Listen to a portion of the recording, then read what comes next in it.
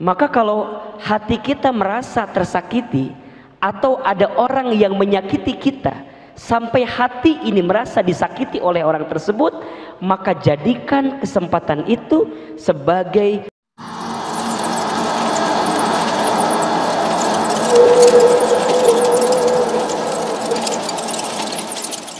kumaha tuh Ahilman, da udah terlanjur aku teh berharap kepada manusia dan aku nyesel banget, nyesel pisan Ahilman.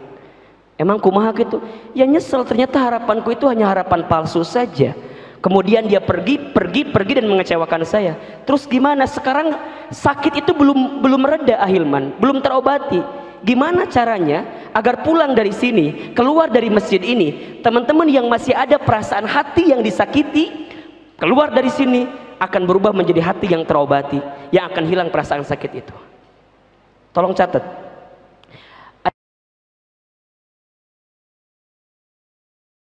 Beberapa cara agar hati yang sudah tersakiti kemudian bisa terobati. Satu,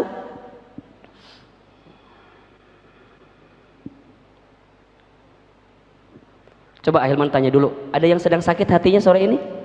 Coba angkat tangannya. Satu orang doang? Ini mah perlu dikonsultasikan khusus kalau begitu mah tuh. Ini semua ya, Ahilman saya sakit hati nih. Oke. Satu, obat sakit hati itu atau obat dari hati yang tersakiti itu adalah zikrullah, mengingat dan menyebut nama Allah.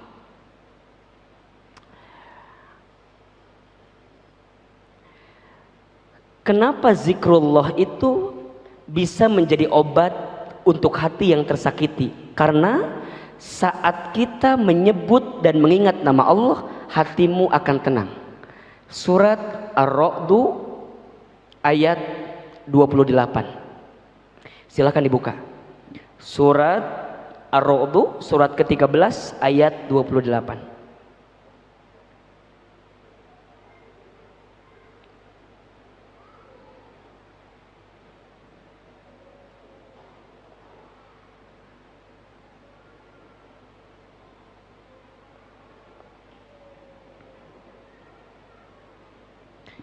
Sudah ketemu ayatnya? Baik. Ahilman mulai sore ini akan membiasakan untuk membaca ayatnya, kemudian kita terjemahkan pelan-pelan. Oke? Agar teman-teman bisa belajar menerjemahkan Al-Quran. Ya, minimal pulang dari sini dapat 1 ayat, 2 ayat. Alhamdulillah. Sudah ketemu ayatnya? Baik. Surat apa? Ar-Ra'du ayat berapa? 28. A'udzubillahi minasyaitonirrajim. Bismillahirrahmanirrahim. Ahilman sekali, teman-teman sekali ya. Jadi Ahilman baca sekali, teman-teman sekali. Oke. Alladzina, orang-orang. Ayo sama-sama. Alladzina, orang-orang. Amanu, yang beriman. Wa tatma'innu qulubuhum, dan hati mereka menjadi tenang. Nah, oke, ulangi ya. Wa tatma'innu, dan menjadi tenang. Qulubuhum, hati-hati mereka. Bizikrillah, dengan mengingat nama Allah. Ala, ingatlah. Bizikrillah, dengan menyebut nama Allah. Tatma'innul qulub, maka hatimu menjadi tenang. Oke, kita ulangi ya. Alladzina amanu, dan orang-orang yang beriman. Orang-orang yang beriman. Wa tatma'innu qulubuhum, dan menjadi tenang hati-hati mereka.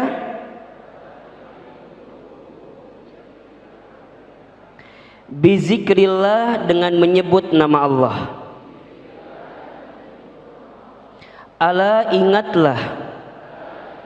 Bizikrillah, dengan menyebut nama Allah. Tatma'innul qulub, hatimu menjadi tenang. Ahilman Arabnya teman-teman artinya ya. Alladzina amanu wa tatma'innu qulubuhum. Dan menjadi tenang hati-hati mereka. Mereka itu siapa? Orang-orang beriman. Gitu ya. Dan menjadi tenang hati-hati mereka. Oke, ulangi. Wa tatma'innu qulubuhum. Enggak usah ragu-ragu ya. Keluarkan aja suaranya.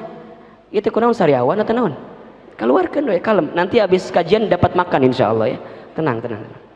Bizikrillah, dengan menyebut nama Allah. Ala bizikrillah tatmainnul qulub, hatimu menjadi tenang. Ulangi nih, masih kena ayat ulang ya. Ya, ulangi ya, minimal nempel nih ayat ini satu nih ya. Alladzina amanu wa tatmainnu qulubuhum bizikrillah. Ala bizikrillah tatmainnul qulub. Baik. Teman-teman sekalian, yang kita butuhkan saat hati merasa disakiti adalah ketenangan. Betul atau tidak?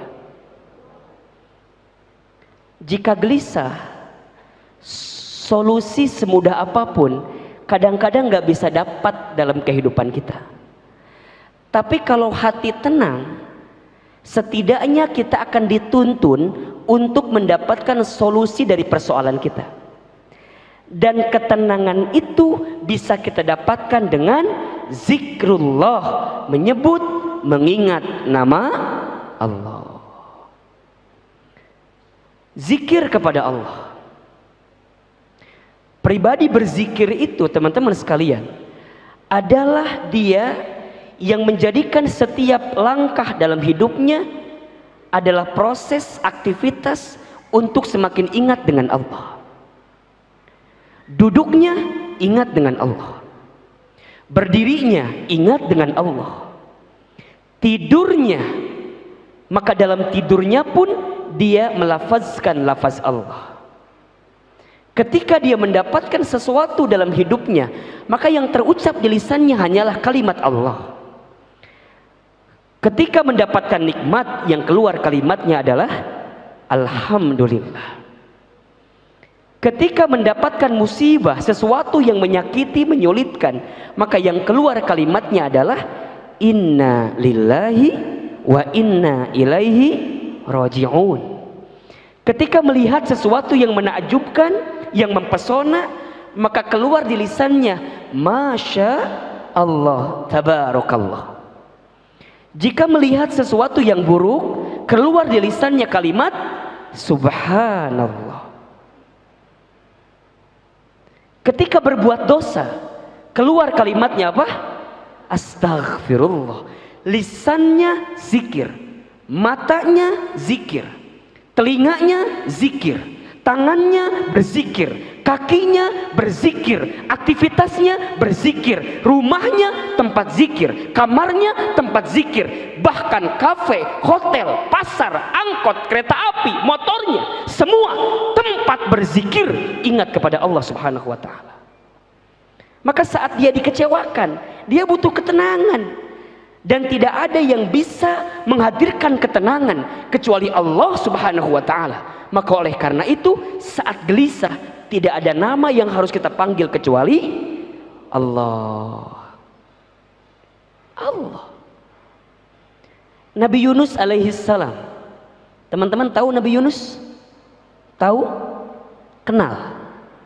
Di mana kenalan sama Nabi Yunus? Nabi Yunus satu ketika dalam proses dakwahnya ditolak oleh kaumnya. Kaumnya itu tidak mau ikut dengan dakwahnya Nabi Yunus. Apa yang terjadi ketika itu? Apakah Nabi Yunus menyalahkan kaumnya? Tidak. Apakah Nabi Yunus menyalahkan keadaan kaumnya maksudnya? Tidak. Tapi yang Nabi Yunus dapatkan ketika merasa sakit, merasa kecewa karena dakwah yang beliau lakukan itu mungkin ditolak oleh kaumnya, kemudian berdoa kepada Allah yang doanya diabadikan dalam Al-Quran surat, tahu nggak? Al-Anbiya ayat 37. Buka ayatnya. Jadi saat kecewa, ya kalau bahasa kita kan mungkin sakit gitu.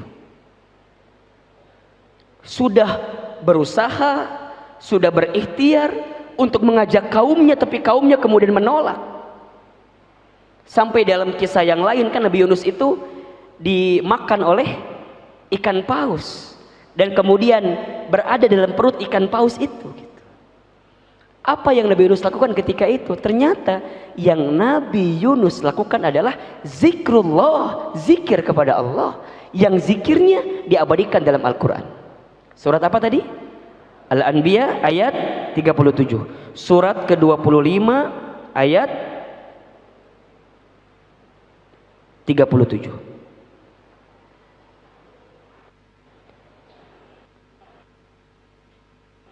Ada yang tahu suratnya? Hah? Al-Anbiya ayat 80. Oh, ayat 87 78. Ayat 78. Surat Al-Anbiya ayat 78. Sebenarnya apal teman-teman doanya kan, la ilaha illa anta subhanaka inni kuntu minadz dzalimin. Cuman kan nggak tahu itu di ayat mana kan? Nah, sekarang kita buktikan. Ayat berapa, Ki? 78. Dan juga 87. 87 88. Itu kumaha sih pembisiknya nu mana nu benernya? 87. Dan ingat kisah Zunnun Yunus ketika ia pergi dalam keadaan marah, lalu ia menyangka bahwa kami tidak akan mempersempitnya. Maka ia menyeru dalam keadaan yang sangat gelap. Jadi kondisinya kan tadi yang Ahil menceritakan bahwa Nabi Yunus sudah berdakwah, sudah menyampaikan kepada umatnya, tapi ternyata umatnya tidak menerima apa yang Nabi Yunus sampaikan. Kecewa tentu, sakit hati tentu, tapi di saat yang bersamaan apa yang keluar dari lisannya? Zikrullah, zikir kepada Allah. Nah, ini zikirnya nih, ya. Ayo sama-sama ya, langsung ke pertengahan ayatnya. La ilaha illa anta subhanaka inni kuntu minadz, ya. La ilaha, tiada Tuhan, ya sama-sama. La ilaha, tiada Tuhan, illa anta, kecuali engkau ya Allah. Subhanaka, maha suci engkau ya Allah. Inni, sesungguhnya aku, kuntu minadz dzalimin, termasuk orang-orang yang zalim. Oke. Ahilman Arabnya teman-teman artinya la ilaha illa anta, selain engkau ya Allah. La ilaha, tiada Tuhan, illa anta, selain engkau ya Allah. Subhanaka, inni kuntu minadz dzalimin. Lihat kalimatnya. Apakah Nabi Yunus mengucapkan misalnya inna qaumi kuntu minadz dzalimin? Kan tidak. Inni qaumi, inna qaumi kuntu minadz dzalimin, kan juga tidak. Tapi Nabi Yunus mengatakan inni kuntu minadz dzalimin, aku yang salah, aku yang barangkali zalim, aku yang barangkali kurang selama ini ya Allah, dan aku hanya minta kepadamu ya Allah. Subhanaka, engkau yang maha suci. Sebelumnya la ilaha illa anta, tiada Tuhan selain engkau ya Allah. Maksudnya apa? Tidak ada tempat bersandar berharap terbaik dalam setiap kesulitan kita kecuali Allah. Jadi kalau teman-teman saat merasa disakiti, sibuknya menyalahkan orang yang menyakiti kita, maka kita akan jauh dari jawaban rasa sakit itu. Kita makan kadang-kadang seringnya begitu gitu. Kalau ada orang yang menyakiti kita, kita mah bukan menyalahkan kita sendiri, tapi menyalahkan siapa? Orang lain. Menyalahkan orang yang menyakiti kita. Padahal di sini dalam ayat ini diajarkan oleh kisahnya Nabi Yunus alaihissalam. Ketika kita merasakan sakit dari diri kita, maka balikin, barangkali ada kesalahan kita yang selama ini kita berharap kepada selain Allah, sehingga Allah memberikan skenario dalam kehidupan kita untuk kembali ingat kepada Allah Subhanahu wa taala. Maka yang pertama, obat dari hati yang tersakiti adalah zikrullah, zikir kepada Allah. Yang kedua, saat hati kita tersakiti, maka jadikanlah waktu atau skenario hati yang merasa disakiti itu untuk bermuhasabah, mengevaluasi diri di hadapan Allah Subhanahu wa taala.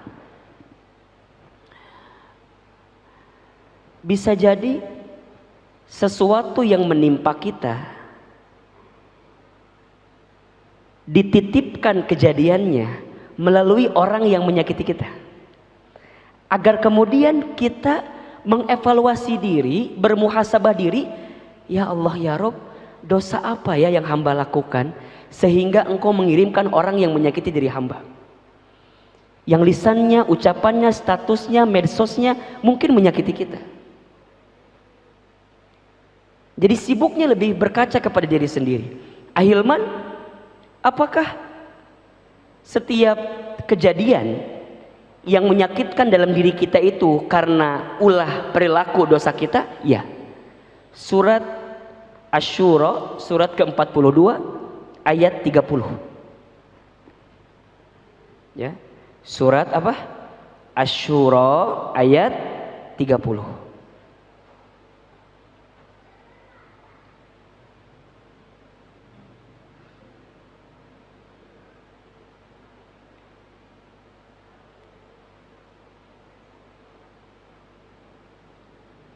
Sudah ketemu ayatnya atau belum?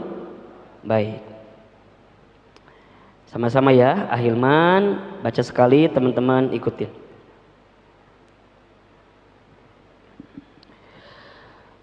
Bismillahirrahmanirrahim. Wa ma asobakum, dan apa saja musibah yang menimpa kamu. Sama-sama.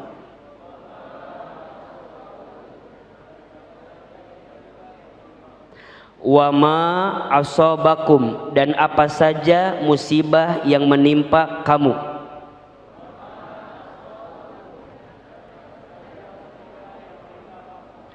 Mim musibatin, dari musibah. Fabima kasabat aidikum, maka disebabkan oleh perbuatan tangan kamu. Fabima kasabat aidikum, maka disebabkan oleh perbuatan kamu.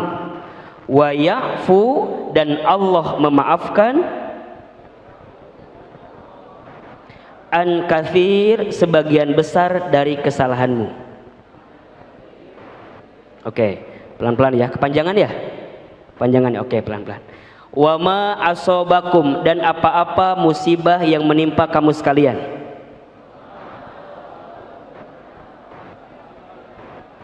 Mim musibatin, dari musibah. Fabima kasabat, maka disebabkan aidikum, perbuatan tanganmu sendiri. Wa ya'fu, dan Allah memaafkan, an katsir, sebagian besar kesalahan-kesalahanmu. Wa ma asobakum, terjemahin. Kan udah 3 kali, masa diulang-ulang. wa ma asobakum, dan apa saja musibah yang menimpa kamu sekalian, mim musibatin, dari musibah, fabima kasabat, maka disebabkan, aidikum, oleh perbuatan tangan kamu sendiri, wa yafu, dan Allah memaafkan, an katsir, sebagian besar kesalahan. Lihat kalimatnya ya teman-teman. Kalau ada sesuatu yang menimpa dalam kehidupan kita, yang menyakitkan kita, yang menyedihkan kita, yang menjadi musibah dalam diri kita, maka aidikum itu disebabkan oleh perilaku kita.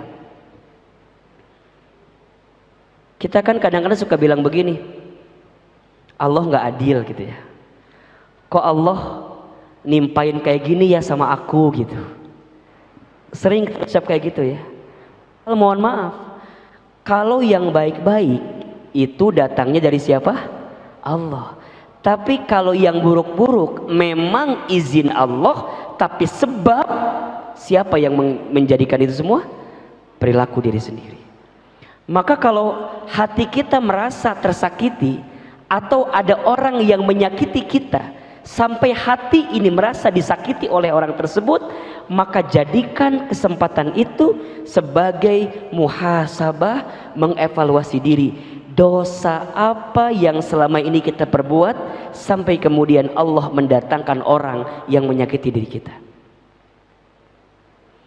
Jadi kacamata angle-nya itu tidak menyalahkan orang lain, tapi menyalahkan siapa? Oh, kita. Dari mana Ustadz cara memulainya? Ya mungkin bisa dari mulai, oh mungkin selama ini saya salah sih berharap sama selain Allah.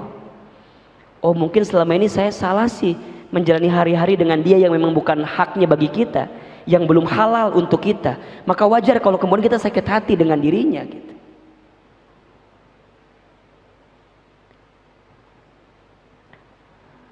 Muhasabah ini satu keadaan yang penting untuk kita hadirkan setiap saat, setiap waktu. Hasibu qabla an tuhasabu. Hisablah diri kamu sekalian sebelum kamu dihisab oleh Allah Subhanahu wa taala. Kita ini kan semua akan bertemu dengan satu hari namanya yaumul hisab. Yaumul hisab itu di mana di hari itu kita akan dihitung oleh Allah Subhanahu wa taala dari setiap kelakuan yang kita lakukan, termasuk dosa-dosa kita. Musibah, ujian, cobaan itu adalah trigger gitu istilahnya. Cara Allah untuk memantik diri kita, menyentil diri kita. Barangkali selama ini kita banyak salah di hadapan Allah sehingga Allah datangkan musibah yang membuat kita harusnya berpikir ini saat terbaik untuk mengembalikan semua kepada siapa? Allah Subhanahu wa taala. Coba teman-teman pernah enggak atau punya enggak satu waktu di mana teman-teman itu lebih banyak berkaca terhadap diri sendiri gitu. Berapa banyak kesalahan saya, berapa banyak dosa-dosa saya. Sering enggak kayak gitu? Pernah enggak ada satu waktu yang teman-teman gunakan untuk itu? Kalau teman-teman di rumah, di tempat manapun tidak punya tempat untuk bermuhasabah, maka Ahilman, teman hijrah, menyediakan setiap Sabtu sore untuk merecall, memanggil, menyebut kembali dari setiap dosa-dosa yang pernah kita lakukan agar kita bisa bermuhasabah di hadapan Allah Subhanahu wa taala. Mungkin ini yang membedakan kajian kita dengan kajian kebanyakan di luar sana gitu. Kenapa Ahilman selalu ada doa, ada muhasabah? Karena Ahilman tahu gitu. Ahilman sadar, Ahilman paham. Amal kebaikan kita tidak lebih banyak daripada dosa yang kita lakukan. Mengapa kita dihormati, dimuliakan, dihargai? Satu alasannya, karena Allah menutup aib-aib kita. Kalau seandainya aib kita dibuka, demi Allah tidak ada yang pantas untuk dihormati bagi diri ini, karena aibnya, dosanya lebih banyak daripada amal kebaikan. Maka orang yang pandai bermuhasabah, dia akan selalu melihat dirinya itu seseorang yang banyak dosanya, sehingga setiap kesempatan waktu yang Allah berikan kepadanya, detiknya, detaknya, setiap masa berganti dalam hidupnya, dia gunakan untuk minta ampun kepada Allah Subhanahu wa ta'ala. Makanya berkali-kali Ahilman sampaikan, kalau saat ini teman-teman masih diberikan kesempatan usia oleh Allah Subhanahu wa ta'ala, boleh jadi hakikatnya dua saja tujuannya. Pertama, karena Allah tahu amal kita jumlahnya masih sedikit, sehingga Allah berikan waktu kepada kita agar di sisa waktu kita habiskan untuk memperbanyak amal soleh kita di hadapan Allah Subhanahu wa ta'ala. Atau yang kedua, karena Allah tahu boleh jadi dosa kita bertumpuk banyak, sehingga Allah berikan usia kepada kita agar di sisa usia kita, kita habiskan untuk minta ampun sama Allah dari dosa yang pernah kita lakukan. Teman-teman yang barangkali hari ini belum ketemu jodohnya, belum sempat menikah, husnuzon, muhasabah, bisa jadi teman-teman sedang diberikan waktu oleh Allah Subhanahu wa ta'ala untuk lebih banyak berbakti, memuliakan, membersamai orang tua, karena mungkin selama ini teman-teman jauh dari orang tua teman-teman sekalian, sehingga teman-teman diberikan waktu oleh Allah. Neng, mungkin kamu belum saatnya menikah, karena kamu masih diberikan kesempatan oleh Allah untuk memuliakan orang tuamu, karena barangkali nanti kalau sudah menikah waktumu terbatas, waktumu mungkin tidak banyak seperti sekarang. Maka mohon maaf lahir batin teman-teman sekarang yang belum ketemu jodohnya, belum menikah, gunakan semaksimal mungkin untuk berbakti, memuliakan orang tua. Habiskan untuk itu semua. Terus teman-teman nanya sama Ahilman, Ahilman memang kalau udah nikah nggak bisa berbakti sama orang tua? Bisa. Jangan dibalik, oh berarti kalau kata kalau gitu mah kayak 50 tahun nikah anak gitu mah udah biar berbakti dulu. Bukan. Jadi kan kita tuh kadang-kadang minta sesuatu, tapi skenario yang terjadi itu nggak sesuai dengan kita kan. Nah di saat seperti itu teman-teman harus lihat angle lain gitu loh. Angle-nya apa nih? Hikmah apa nih yang sedang Allah siapkan? Teman-teman kuliah, pengennya S1 itu lulusnya maksimal berapa tahun? 4 tahun. Tapi ternyata mohon maaf, mungkin teman-teman lulusnya nggak 4 tahun, malah 7 tahun. Kenapa coba kira-kira? Ulin wae sih 7 tahun lulusnya merenan. Coba pikirkan apa nih hikmahnya, apa? Jangan menyesali keadaan. Kalau tahu teman-teman terlambat 7 tahun itu lama banget kuliahnya, teman-teman mikir, oh ya Allah ya Rabb, mungkin selama ini kuliahku lama agar saya lebih banyak bersama dengan dosen pembimbing saya. Ada orang yang bimbingan tuh bertahun-tahun, ada nggak kira-kira? Ada, diuji kesabaran, dia telepon lagi dosennya, bimbingan lagi, ditolak lagi, telepon lagi, bimbingan lagi. Teman-teman santai aja menjalani itu semua karena tahu ada hikmah di balik itu semua. Maka ayo deh, yang kedua, agar hati ini tidak terlalu sakit ketika ada yang menyakiti kita, jadikan momentum sebagai apa? Muhasabah. Allah sedang akan mengampuni dosa-dosa kita melalui orang yang menyakiti kita. Kalau begitu kita akan bahagia gitu loh. Kita akan lapang menerima skenario itu. Ahilman, aku tadi ditinggal sama dia. Kalau dipikirin galau habis kita mikirin dia. Dia menikah sama yang lain, bulan madu malam pertama. Orang mengahulang dia mah udah kemana-mana, kita masih mikirin dia. Capek bos, capek bro, capek sis, udah teh mulailah move gitu, mulailah pindah, jadikan muhasabah. Oh ya Allah, barangkali dia pernah menyakiti saya, karena Allah sedang mengampuni dosa-dosa saya yang selama ini saya buat bersama dengan dirinya. Selesai. Jadi bahagia kalau ada orang yang menyakiti kita, memfitnah kita, melukai kita, bawaannya tuh enak aja, enjoy aja. Karena di saat yang bersamaan Allah mengampuni dosa-dosa kita. Coba teman-teman Ahilman tanya, seneng gak kalau dosa kita diampuni oleh Allah? Senang. Makanya Allah kirimkan orang yang menyakiti kita, agar di saat yang bersamaan kalau kita paham, kita minta ampun sama Allah dan dosa kita diampuni oleh Allah Subhanahu wa taala. Yang ketiga, agar hati apa? Tidak mudah disakiti, tenang.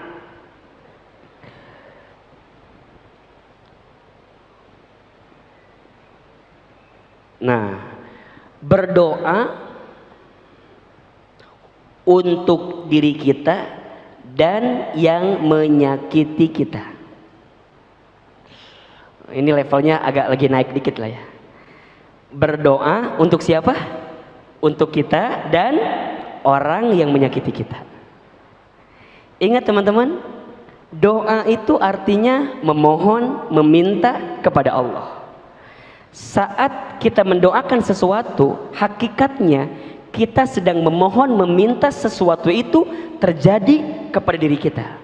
Kalau kita berdoa yang baik bagi orang lain, maka hakikatnya kita sedang memohon, meminta kepada Allah agar kebaikan itu kembali kepada kita. Tentu kalau untuk kita, doa yang baik-baik.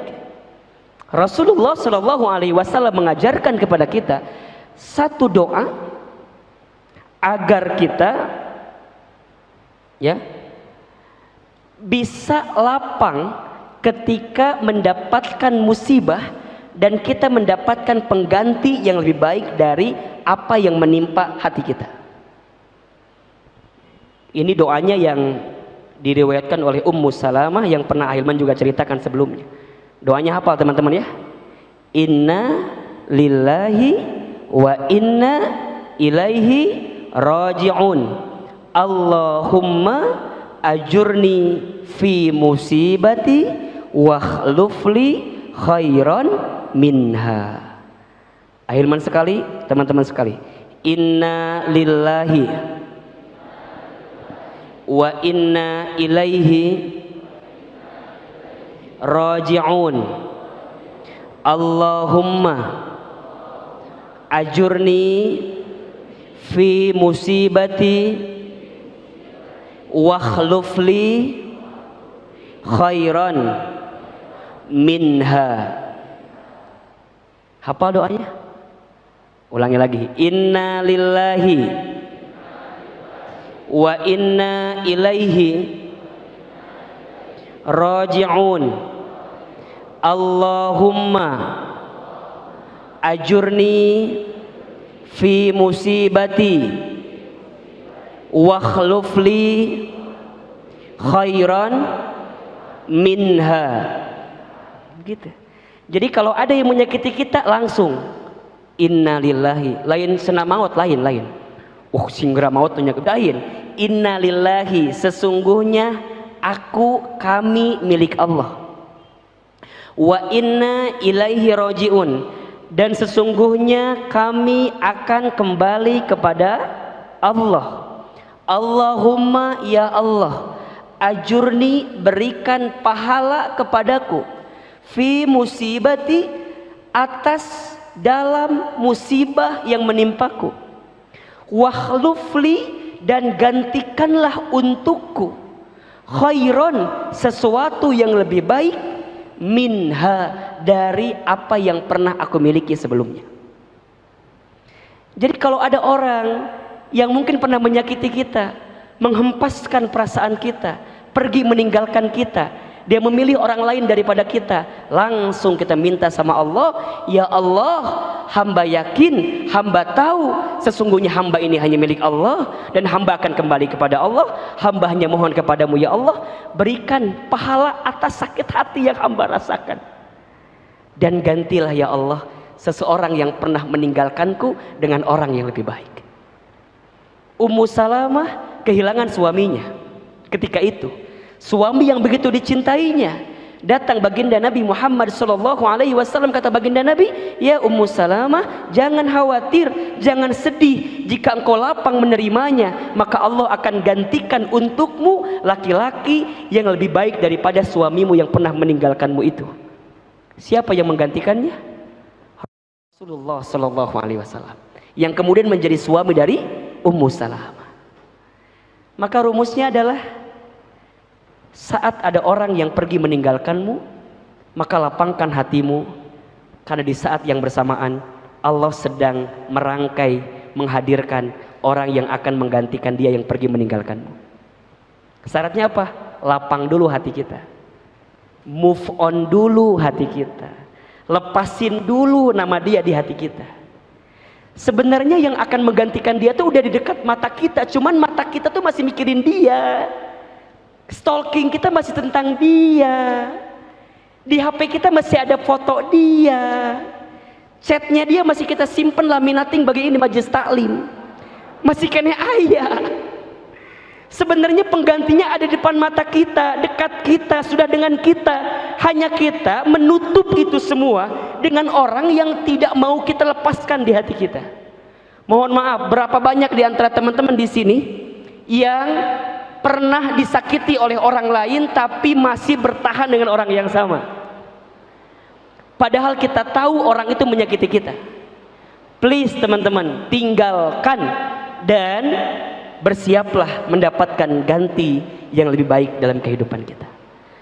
Masih ada 4 lagi poinnya, kita akan bahas di pertemuan yang akan datang insyaallah. Hati yang kau sakiti episode kedua, seperti sinetron yang ada di Indosiar gitu ya kan, masing-masing ada judulnya ya. Termasuk nih ada doa lagi bagus nih dari Abu Daud, hadis riwayat Abu Daud. Kalau ini sebenarnya doanya teman-teman juga sudah hafal, yang sering kali dibacakan di Al-Ma'surat ya.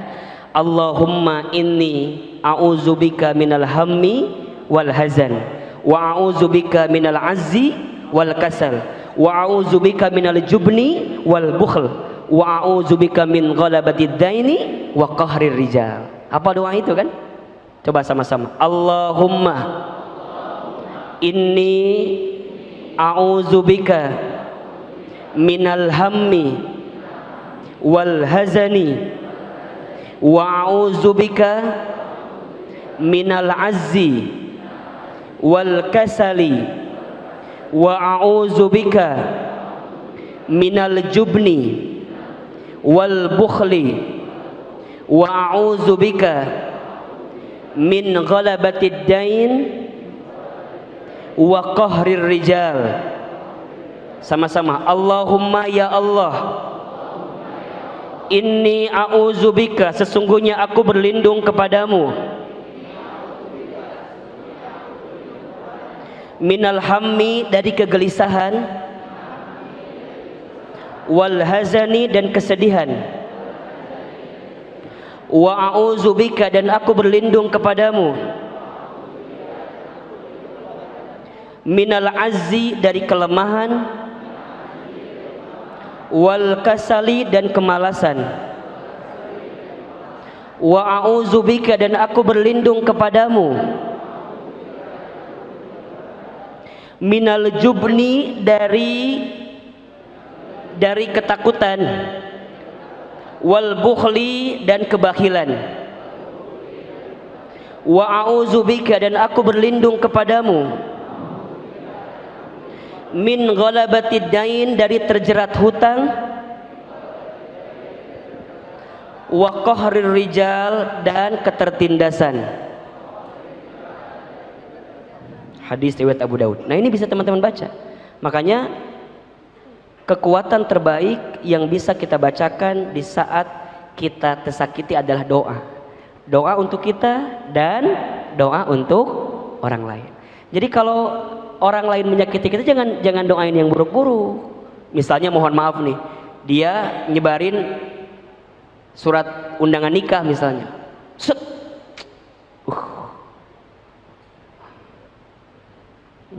sing tabrakan, nggak boleh. Ketika dapat undangan dari mantan, langsung doakan, barakallahu laka wa baraka alaika wa jama'a bainakuma fi khair. Kirim. Selamat ya. Akhirnya kamu menemukan seseorang yang lebih baik. Udah ada cateringnya atau belum? Emang kenapa? Kalau belum ada cateringnya, nggak apa-apa. Nanti aku bantu 1 piring. Sudah ada dekornya belum? Sudah ada apa namanya? Dokumentasinya atau belum? Masya Allah ya. Kalau bisa begitu luar biasa. Kalau belum bisa, minimal apa? Doakan. Kalau bisa datang ke nikahannya itu lebih keren. Wih, dia nikah, teman-teman datang. Jadi panitia, ngemawadah, balangkeun piring. Doakan.